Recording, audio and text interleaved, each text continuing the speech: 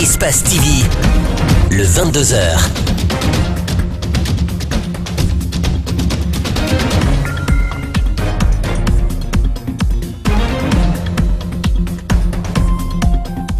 Mesdames et messieurs, bienvenue, il est 22h et c'est l'heure de la grande édition d'information sur Espace TV. Climat tendu ce lundi 19 février à Conakry suite à la crise qui mine le secteur de l'éducation nationale. Malgré la menace sur leur salaire, les enseignants grévistes du SLEG ont boudé les salles de classe et cela n'a pas plu aux élèves qui ont exprimé leur ras-le-bol dans la rue.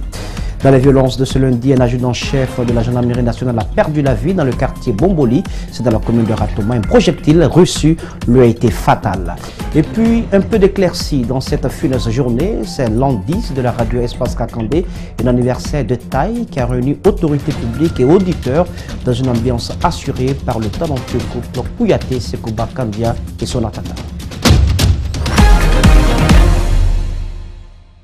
Crise dans le secteur de l'éducation, le gouvernement durcit le ton et se montre menaçant à l'endroit des grévistes. Les enseignants qui persistent dans la grève pourraient se voir privés de leur salaire à partir de ce mois de février, selon un communiqué du gouvernement rendu public hier. Au lendemain de cette annonce, la détermination des enseignants n'a pas changé d'un iota. À en croire du moins le vide constaté dans les écoles à Conakry, la capitale, et dans certaines à l'intérieur du pays. Autre conséquence, les élèves ce lundi ont protesté dans la rue leur mécontentement. Reportage Mamadou Saliouba, El Hadj Aliouba. 11h40, dans cette classe de 12e, c'est encore le silence. Depuis 8 jours, et malgré la menace du gouvernement de bloquer le salaire des enseignants grévistes, ici au collège Kountia, les élèves et les enseignants ont choisi de laisser les classes vides. Certaines salles sont sous verrou. Dans la cour, pas un seul élève. Au lycée El Hadj Boubacar Bilo Diallo de Sangoya, les images se ressemblent, même si le tableau est à jour et que le proviseur du lycée nous confirme ce lundi la présence de tous les enseignants. Depuis lundi passé, jusqu'à nos jours, à midi là, tous les élèves répondent, les enseignants répondent, les encadreurs répondent. Il n'y a pas des absents. Mais ils n'ont pas pu continuer les cours jusqu'à l'heure. Certains élèves d'autres écoles les ont pris au piège. Les responsables de l'établissement ont dû anticiper. À quelques kilomètres de là, à l'école primaire de Dabomba, aucun élève. Nous nous contentons de quelques images discrètement prises.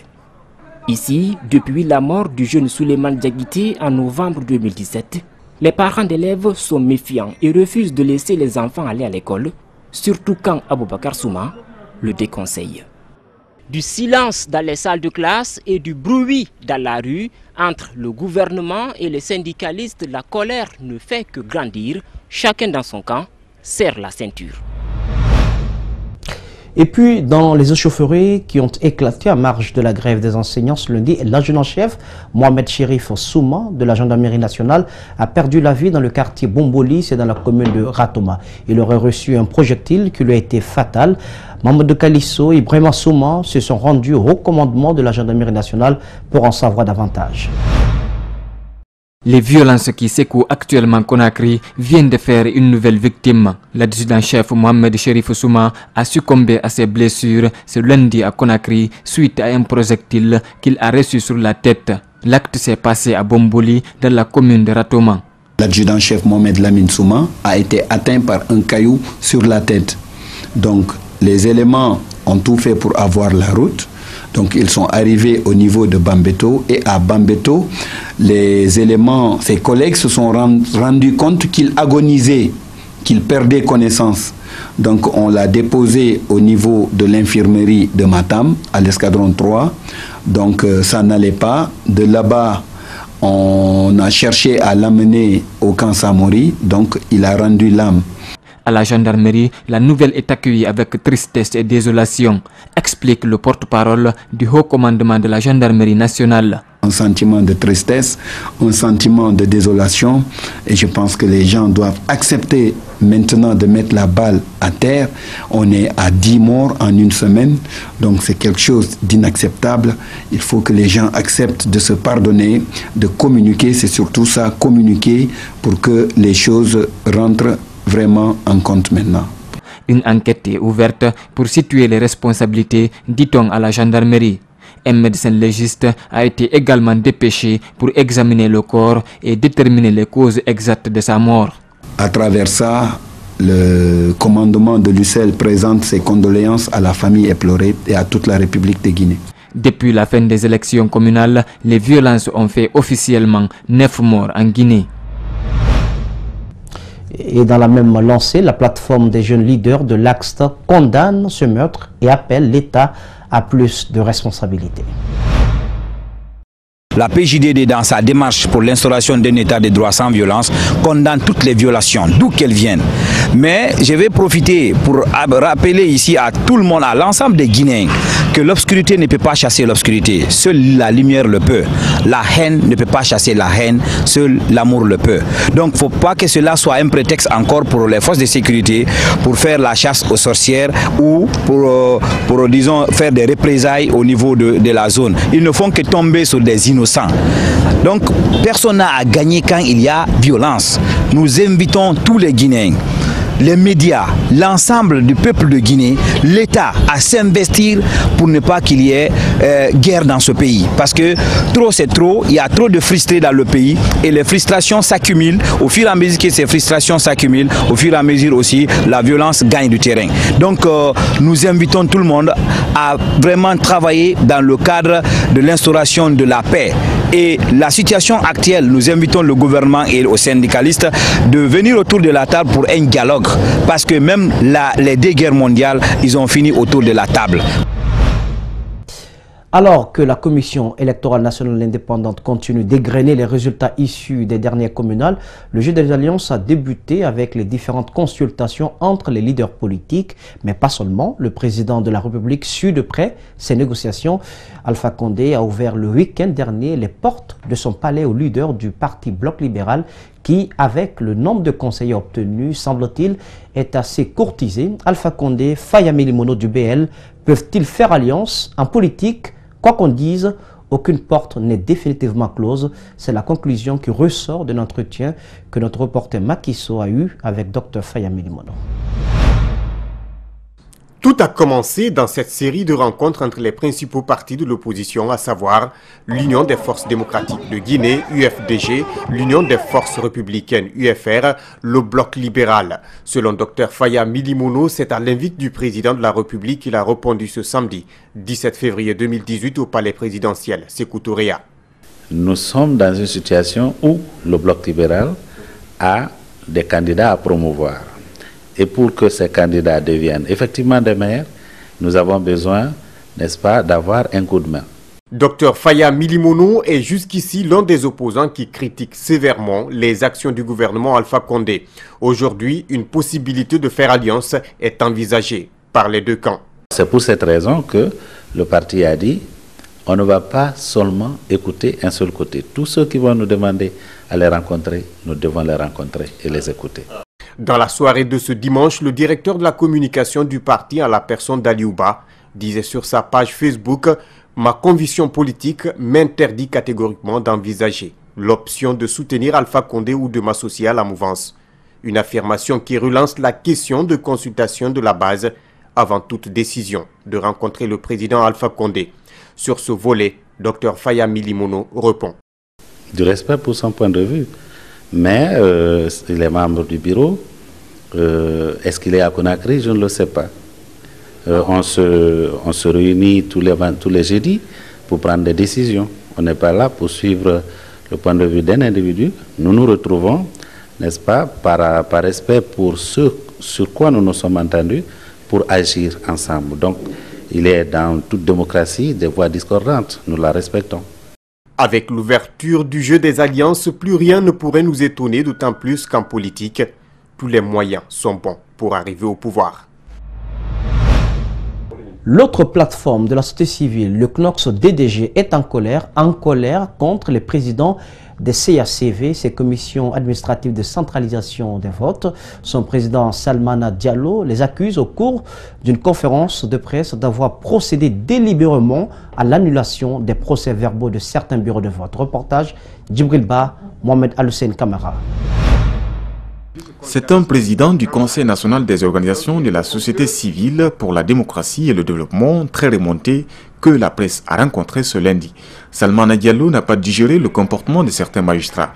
Il considère que ces derniers ont effectué un mauvais travail à propos de la centralisation des procès-verbaux. Les observateurs du CROSS-DDG constatent avec regret que certains CACV ont écarté plusieurs procès-verbaux des bureaux de vote qui ne devaient pas être écartés ou annulés. Dans la foulée, Salman a émis des observations qui peuvent se présenter comme des sérieux problèmes pour la désignation des présidents de conseils de quartier. Pour cela, il pose 3 questions centrales. Est-ce que les présidents des bureaux de vote ont été transportés dans de bonnes conditions? Point d'interrogation. Les procès-verbaux sont reçus dans quelles circonstances? Point d'interrogation. Avec quelle position, c'est-à-dire quelle manière? Le CNOSC-DDG se réjouit pour son implication dans le processus électoral, même le jour du scrutin, mais son président regrette l'agression de certains de ses membres le 4 février dernier. Ce que nous déplorons, certains observateurs du CNOSC-DDG ont été agressés et violentés. Au visage de tous ces constats, le Conseil national des organisations de la société civile pour la démocratie et le développement compte établir un rapport final des observations des communales après la publication des résultats définitifs par la CENI. Présentation de présumés hors-la-loi ce matin au ministère de la Sécurité. Il s'agit de 3 personnes et leurs complices interpellés le vendredi à 3 h du matin dans la préfecture de Koya. Il a été aussi question du dossier de 2 femmes qui auraient volontairement, tenez-vous bien, fendu la bouche d'une autre dame pour la simple raison qu'elle entretiendrait une relation amoureuse avec son mari. Reportage. Moumini Diallo a été interpellé à Koya par la brigade anticriminalité. Il détenait une arme et une moto volée selon le coordinateur de la BAC. Il était en opération avec 2 de ses amis. D'enquête en enquête, ses présumés complices ont été interpellés.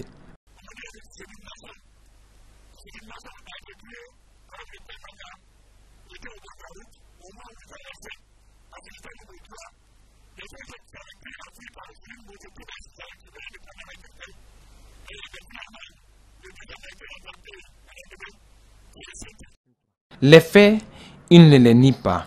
Cependant, il indique qu'il a été dépêché par un sergent du camp Alpha Yaya Diallo.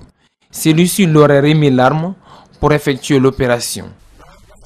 Je me suis vu avec le sergent là où on joue le jeu de hasard. Il m'a contacté, mais je lui ai dit que ma moto est en déplacement. Il a apprécié la moto, mais je lui ai dit que ce n'est pas la mienne, je l'utilise pour le taxi. À chaque fois qu'il venait, il s'asseyait auprès de moi pour parler. Un jour, il m'a contacté pour une mission. C'était d'aller voler une moto. Il m'a dit qu'il était connu là-bas, qu'il ne peut pas aller. À cette présentation s'ajoute cette dame, blessée par une de ses voisines. Cette dernière reproche la victime d'entreprendre une relation amoureuse avec son mari. Quand on se battait, elle m'a tapé avec un tabouret. Quand j'ai vu mon sang couler, ma main était dans sa bouche.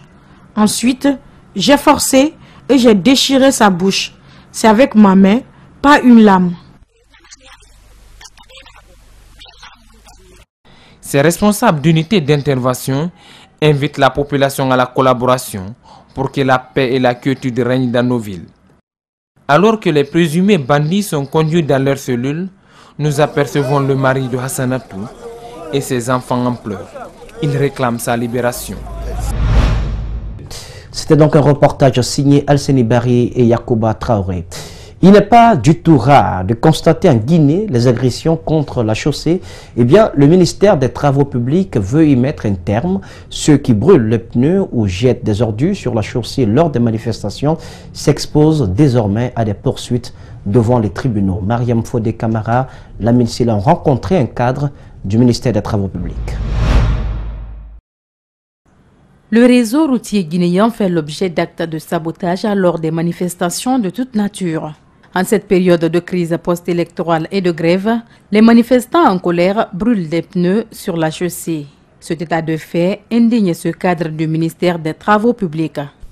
Quand il s'agit de mécontentements liés à une activité sociale, de l'électricité, d'autres événements, la première victime, c'est la route. on vient brûler les pneus là-dessus.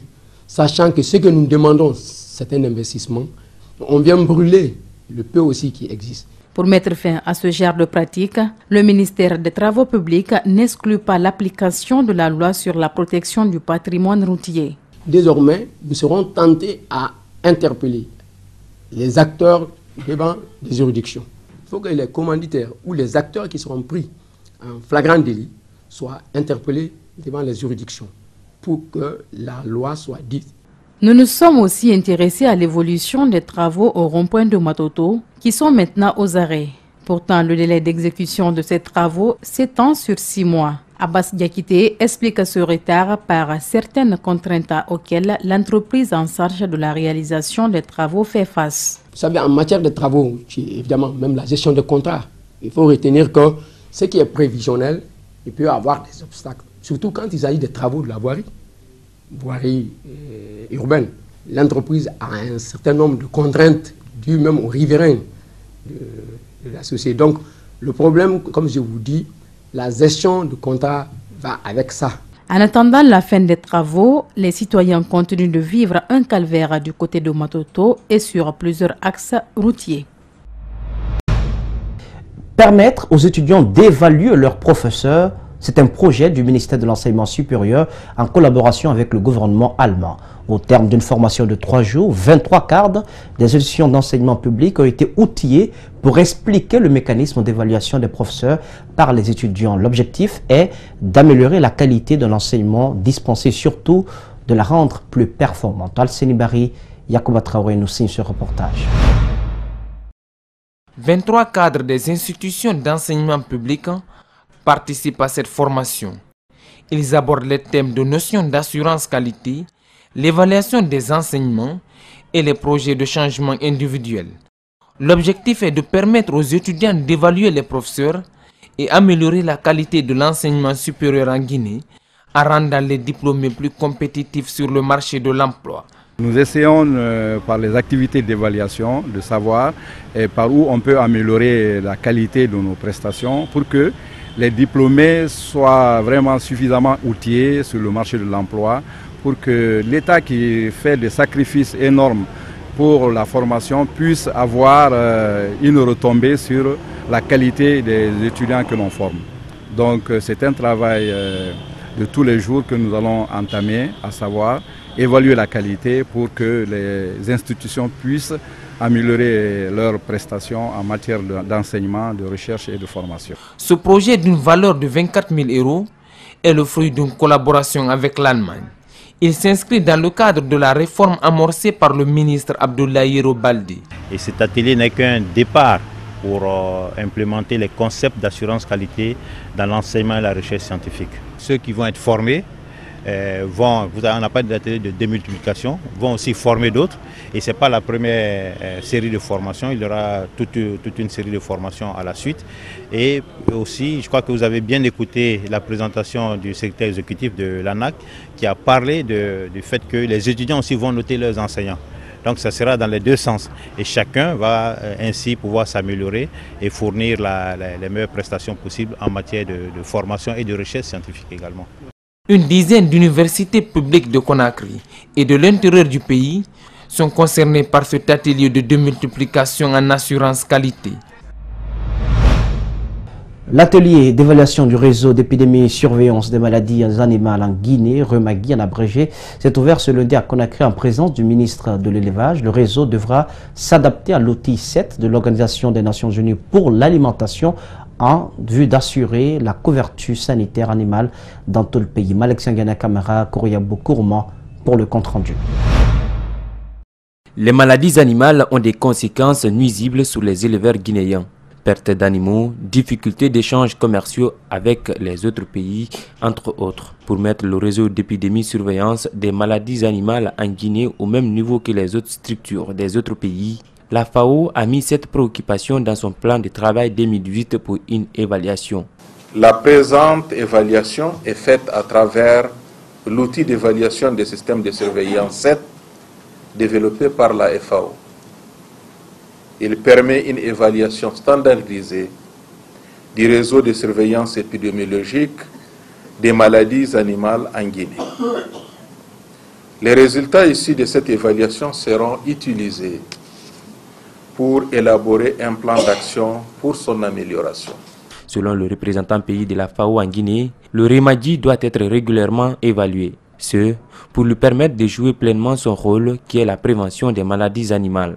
À cet effet, une bonne connaissance de la situation épidémiologique dans les pays constitue un préalable pour mettre en place une stratégie cohérente de prévention et de contrôle des maladies. L'appui de la FAO à évaluer le Remadi par l'outil 7 est salué par le ministre de l'Élevage. Pour lui, cette démarche va favoriser la production animale, ensuite lutter contre les épidémies. Au regard de l'évolution de la situation épidémiologique mondiale, il est important que la Guinée évalue son système national de surveillance épidémiologique des maladies. C'est-à-dire, c'est à ce titre que j'apprécie hautement la tenue du présent atelier. Le Remadi est un dispositif dans lequel un ensemble d'acteurs travaillent dans une synergie d'action et en complémentarité. Son objectif est la détection précoce des maladies animales en vue d'une riposte. Par le biais de leur génie créateur, des étudiants de l'Institut supérieur des arts de Guinée s'engagent à lutter contre les mauvaises pratiques qui empêchent aujourd'hui le développement de leur pays. Corruption, mauvaise gouvernance, injustice, autant de thématiques développées à la faveur d'un atelier d'exposition qui s'est tenu le week-end dernier au Centre culturel franco-guinéen. Mohamed Amaro Kamara, Ibrahima Sori Kamara y était pour vous. Ce tableau parle de la vindicte populaire. C'est devenu habituel pour nos populations de se rendre justice, quand quelqu'un est accusé de vol, que tout le monde se rue sur la personne pour bastonner cette personne, pour la brûler, en tout cas faire tout ce qu'il y a de violent. Pourtant, il ne faut pas oublier que cette personne a des droits. C'est une sorte d'exutoire. Le message dit globalement que le pays souffre des mauvaises pratiques parfois encouragées par les politiques. Isidore et ses copains n'ont rien occulté dans leur observation. Les phénomènes sont subtilement dépeints sur ces tableaux, une des composantes du projet dénommé l'art gouverne. L'objectif en fait c'est quoi? C'est essayer vraiment de motiver un engagement citoyen. Aujourd'hui nous avons envie vraiment de motiver l'engagement citoyen pour que vraiment en utilisant des artistes avec un focus particulier sur eux, mais ils sont à la fois cibles mais vecteurs. Donc tout en développant vraiment les pratiques de bonne gouvernance et de justice sociale dans les différentes organisations qui se trouvent dans notre cher pays.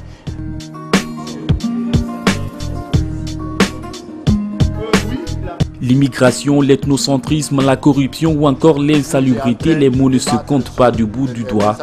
En Guinée, pour changer les choses, l'art pourrait bellement faire sa partition. Les visiteurs comme Sylvain sont déjà séduits par les différentes représentations de ces étudiants.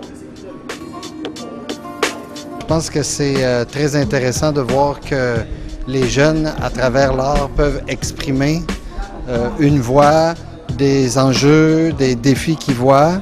En un seul regard ou en écoutant une pièce pendant 15 minutes, on peut comprendre un problème, on peut y réfléchir. Je pense que ça donne accès à beaucoup de gens. C'est un peu dommage qu'il n'y ait pas beaucoup de gens ce soir par contre, mais peut-être en continuant de diffuser, parce que c'est un moyen rapide pour amener l'intérêt des gens sur des questions qui sont quand même très profondes en Guinée. L'art gouverne, avant d'être un tremplin pour les jeunes artistes, est un projet de sensibilisation qui en fait appel aussi à une prise de conscience. Littérature à présent, Le Destin, c'est le titre d'un nouveau roman qui vient de paraître. L'œuvre, délicatement écrite, parle de la réconciliation nationale par le biais du Konya, une communauté minoritaire souvent absente de l'histoire du Manding. Reportage Antoine Kourman, Ibrahima Sori Kamara. L'auteur part de l'histoire d'une enfant mystérieuse née de parents étrangers dans un territoire qui n'est pas le leur. Les autochtones, avertis de l'avenir lumineux de l'enfant par cette espèce d'oiseaux, vont tenter de l'éliminer en vain. Tous les pièges ont été déjoués, sauf le tout premier piège, mais tous les restes ont été déjoués par Dieu. Si nous oublions Dieu, sachant qu'on va perdre, n'est-ce pas, la route. C'est bien, les religions sont venues aujourd'hui pour nous unir. Mais la religion maintenant est en train de nous diviser. Le rejet de l'autre, la frustration et l'aversion que cela génère font préjudice au vivre ensemble, à la cohabitation entre les communautés. C'est aussi cette problématique qui a motivé l'écriture de ce roman. J'ai vu que les livres et les romans qu'on utilise, on ne voit pas les noms konyankés, les noms authentiques comme Dagbe Masogbe. On tend à oublier ces noms au lieu et place des noms Mariam, Assata et les consonnes. Je me suis dit, c'est une communauté qui couvre 47% de la population de la forêt. Pourquoi ne pas faire un roman qui décrit les aspects socioculturels de ceux-là qui relèvent du manding? Amadou Siafa Sédou Keïta, lui qui a vécu la guerre du Libéria, est avant tout animé par la consolidation du tissu social. À la première lecture, ce souci de coaliser les communautés est tout de suite établi. Il a tissé autour de la trame du récit quelque chose qui porte sur la réconciliation. En faisant l'effort, par exemple, au lieu de prendre un personnage local, il a pris un personnage du Fouta Djallon, en plein Konya, pour prouver que les Guinéens sont des frères et pour prouver que la réconciliation, si nous allons vers, si chacun y met du sien, cela donnera le meilleur résultat pour la cohésion nationale. La sortie de ce roman relève d'une prouesse. Son auteur, Amadou Siafa Sédou Keïta, est un professeur d'anglais qui n'a pas encore une maîtrise totale de la langue française. Comme on sait dans les titres, après la radio Espace Conakry, c'était au tour de la radio Espace Kakandé de marquer l'an 10 de sa création. La direction générale a vu les choses en grand pour l'occasion en invitant le couple Kouyaté Sekouba Kandia et Sona Tata du village communautaire à la maison des jeunes. Les autorités locales, les auditeurs et autres adeptes de la radio Espace Kakandé ont répondu massivement présents. Reportage Fodouma Kamara, Salifouli Fossissi. Après la capitale guinéenne, le Kakandé constitue la seconde étape des festivités des 10 ans du groupe Adafo Média. Un événement au cours duquel une série de programmes a été établie. D'abord, la lecture du Saint-Coran, le match de gala, un dîner gala et la prestation du couple Simbo Tata. Le directeur régional de la radio Espace Kakandé a fait un bref rappel historique. Espace FM, qui est une radio de référence aujourd'hui, a été pour un début une radio purement thématique avant de devenir une radio généraliste. Le gouverneur de région, au nom de ses pairs de l'administration locale de Bouquet, a magnifié sa reconnaissance à l'endroit du groupe Adafo Média à travers des gigantesques travaux abattus dans le monde médiatique guinéen. Cette radio fait la fierté de la Guinée. Alors, voilà toutes les raisons qui nous ont poussés à être avec vous aujourd'hui. Je voudrais à ce niveau rassurer M. Bassekou de notre collaboration. Très ému de ces 10 ans depuis l'implantation de la radio Espace Guinée, avec un seul objectif, informer la population à la base. Le souhait du PDG de ce groupe de presse est d'élargir la couverture de ses filiales sur toute l'étendue du territoire national. Dans tout ce qu'on fait, il faut de la constance, c'est très important. Et c'est ce qui fait aujourd'hui que cette radio est devant. Et notre souhait, évidemment, après ces 10 ans-là, c'est l'implanter aussi à travers d'autres régions de Kakandé qui ne reçoivent pas vraiment la radio pour l'instant, comme Sangaridi, entre autres. Cette prestation du couple Simbo Tata a mis fin à cet événement des 10 ans d'espace dans le Kakandé. Religion à présent avec la clôture dimanche dernier de la Convention nationale 2018 de la mission évangélique Rema à Conakry. Pendant une semaine, les participants ont été bénis à travers des enseignements bibliques et la cérémonie a aussi connu la consécration de plusieurs servants comme pasteurs, diacres et diaconesses. Par la même occasion, la révérende Noélie a reçu un tableau d'honneur de ses pairs du Bénin. Lancée le 12 février dernier, la Convention nationale 2018 triennale de la mission évangélique Rema a pris fin par le culte de dimanche. Les 7 jours de cette rencontre importante ont été ponctués de séminaires animés par des orateurs d'ici et de l'étranger, des louanges et adorations à la gloire de Dieu, des méditations et des prières d'intercession en faveur de la Guinée.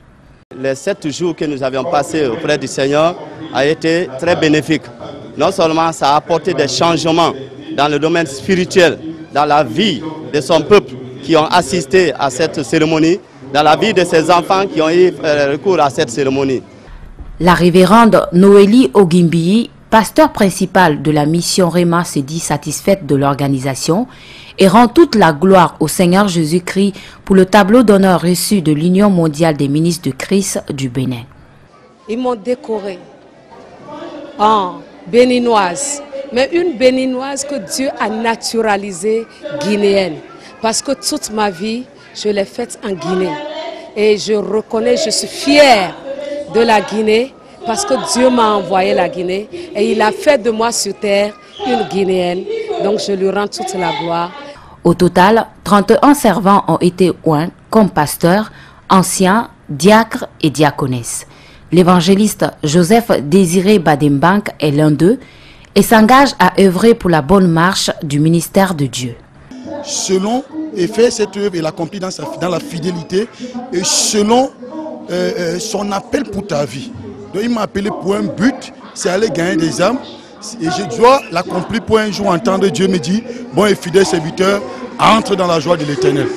À rappeler que c'est sous le thème « Ma gloire réverdira sans cesse et mon arc rajeunira dans ma main » que s'est tenue cette convention.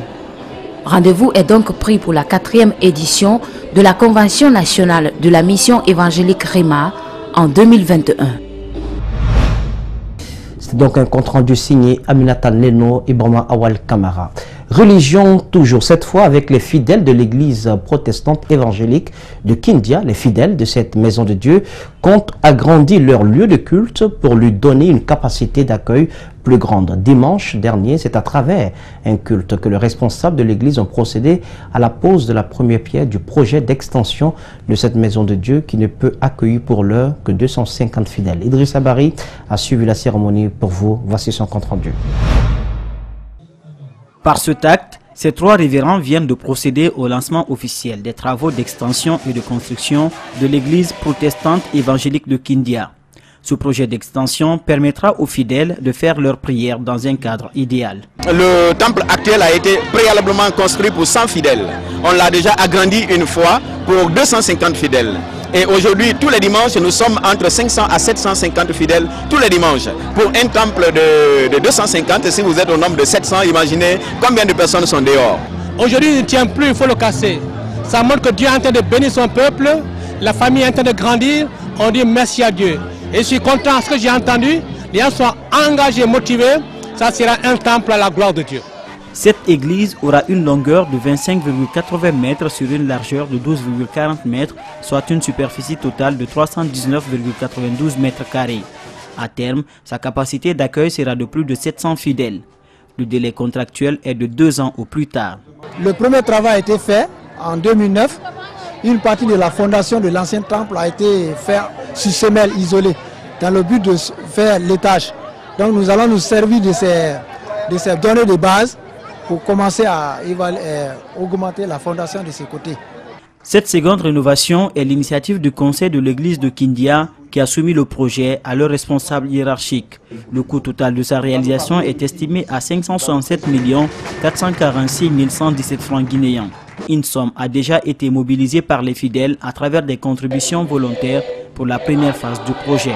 D'un même cœur, d'un même élan, que nous puissions venir, que nous puissions donner notre temps, notre argent, par notre prière, pour que ce temple soit réalisé à la gloire de notre Dieu. C'est en 1967 que cette église a été fondée. Depuis, elle a été rénovée une première fois, augmentant ainsi sa capacité d'accueil actuelle. Football à présent, en prélude au match retour des phases préliminaires entre le Afia FC et Énergie FC du Bénin, les coachs des 2 formations se préparent. Sur cette rencontre cruciale, l'enjeu pour le Afia FC, c'est retrouver sa place d'antan dans le football africain et son adversaire Énergie FC s'est marqué de son empreinte le championnat africain. Ce lundi, les 2 équipes étaient face à la presse. Abdraman Ba Alseni Kamara. L'enjeu est important. D'un côté, une équipe qui a besoin de retrouver sa place dans le championnat africain. De l'autre, une formation qui veut marquer pour la première fois sa place dans le club des meilleures équipes africaines. Après plusieurs années d'absence, le Afia FC est déjà mal entré dans cette phase préliminaire de la compétition en concédant une défaite en déplacement face à Énergie FC du Bénin. Malgré ce léger avantage, l'entraîneur du club béninois affiche une certaine prudence tout en mentionnant une volonté de jouer son football dans la sérénité. On aura en face de nous un adversaire qui va chercher coûte que coûte à rattraper d'abord le retard et aggraver. Je pense que par rapport à cela, nous allons, disons, prendre des dispositions. D'après plusieurs observateurs, une élimination prématurée du Afia FC risque d'engendrer un remue-ménage de tout le staff technique. Une nouvelle qui ne trouble pas l'entraîneur de cette formation. Là, on est en train d'aller étape par étape et on n'a pas de pression. On essaie de faire une équipe pour le président. Après cette défaite en déplacement, le Afia FC devra miser sur toutes ses cartouches pour espérer se qualifier et poursuivre sa campagne africaine. SOS pour un artiste comédien, Mohamed Kamara dit Bosco souffre depuis un bon moment. Son médecin traitant promet d'œuvrer pour qu'il recouvre sa santé, mais il a besoin de moyens pour faire face aux charges médicales. Les comédiens autour de lui demandent aux âmes sensibles d'agir au plus vite. Mohamed Ali Condé, Mohamed Bangoura. Depuis quelques jours, on annonce que l'artiste comédien Bobso est mort. Une allégation que la Fédération des comédiens guinéens tient à démentir formellement. Mohamed Kamara, de son vrai nom, est bien vivant. Bobso est malade. Oui, il est malade. Il y a beaucoup de personnes qui tombent malades en Guinée. Pourquoi vous vous acharnez sur nous en disant qu'il est mort? Bobso va bien. Il est marié à une femme et il y a des enfants. Il va très bien. L'artiste comédien est certes malade, peut-être même très malade, mais il se tient encore debout. Il appelle ainsi les bonnes volontés à lui venir en aide pour qu'il recouvre sa santé. Bobso que vous avez connu hier est différent de celui d'aujourd'hui parce que nul ne peut contre la volonté de Dieu. C'est une maladie divine. Je n'accuse personne et je demande le bon Dieu de me remettre sur pied. Je demande à toute personne de bonne volonté de me venir en aide. Je souffre. En provenance du Libéria, son médecin traitant dédramatise même la situation. Pour lui, le comédien pourrait même recouvrir sa santé au bout de 2 semaines. Avec son état d'aujourd'hui, vraiment on a l'espoir qu'il va survivre. Dans 2 à 3 semaines comme ça, on peut dire bon, qu'il s'en sortira avec les meilleures conditions.